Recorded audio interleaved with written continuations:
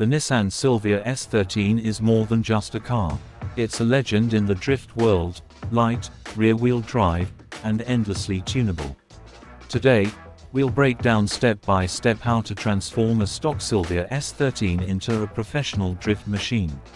Let's start where every drift build begins, the suspension and steering. Out of the factory, the S13 was already a fun, lightweight sports coupe, but for drifting, we need a lot more control. The first upgrade is Coilovers.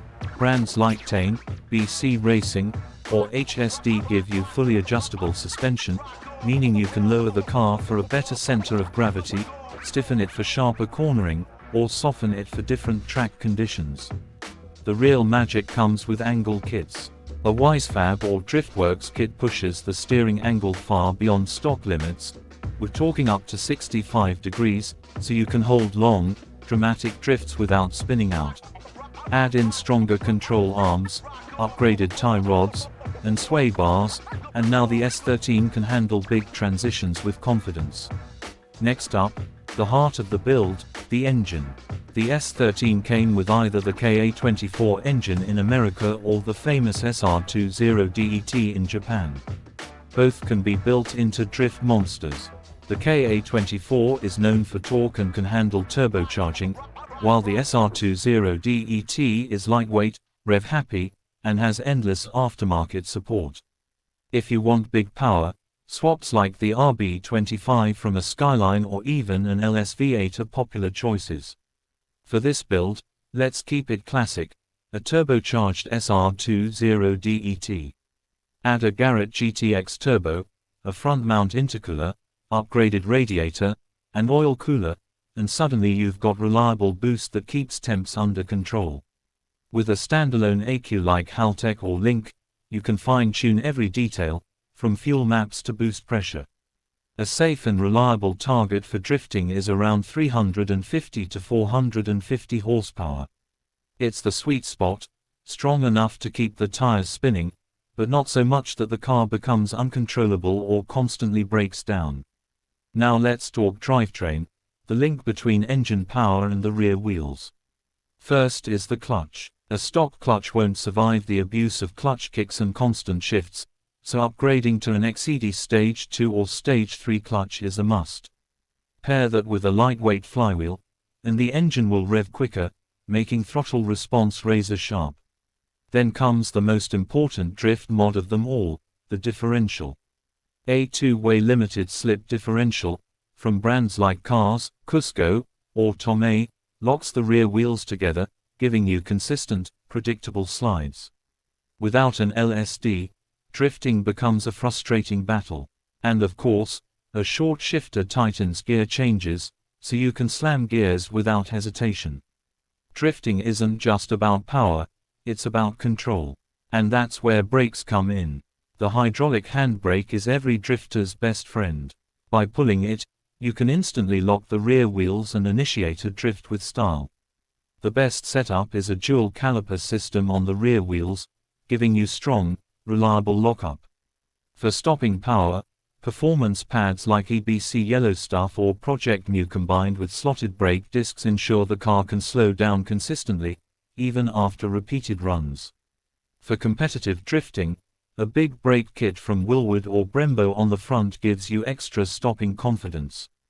Of course, we can't forget wheels and tires.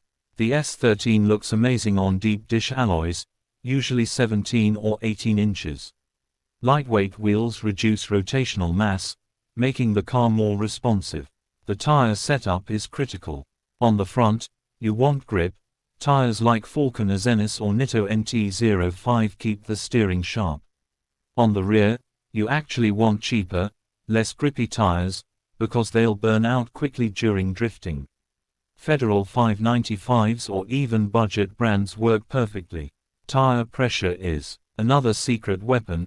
Run slightly lower pressure in the front, around 28 to 30 psi, for grip, and higher pressure in the rear, around 35 to 40 psi, to make the car slide easier. This balance is what separates a beginner's setup from a pro's. Now let's move to the body and weight reduction. A drift car needs to be as light and balanced as possible. Strip the interior, take out the back seats, carpets, and panels, anything that isn't essential. Add a full roll cage, not only for safety but also to stiffen the chassis, which makes the car feel more solid during slides. For the exterior, fiberglass or carbon fiber panels save weight, while aftermarket body kits from brands like Vertex, Origin Lab, or Rocket Bunny add both aerodynamics and style.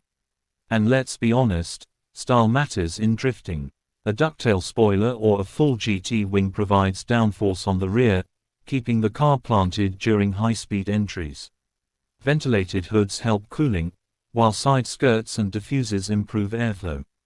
The Silvia S13 has always been a canvas for creativity, and in drifting, the look of your car is part of your identity. And finally, safety. Drifting pushes both the car and the driver to the limit, so safety gear isn't optional. Racing bucket seats from Bride or Sparco keep you locked in place during aggressive slides. A proper 4 or 6-point harness prevents you from moving around inside the cockpit. An FIA-approved helmet and racing suit protect you in case of accidents, and a mounted fire extinguisher is a must-have in any drift build. Drifting is exciting, but it's only fun when it's safe. When you put all these upgrades together, the suspension, the engine, the drivetrain, the brakes, the tires, the body, and the safety, the Nissan Silvia S13 becomes a complete drift weapon. Balanced, lightweight, and endlessly customizable, this car has earned its place as one of the greatest drift platforms of all time.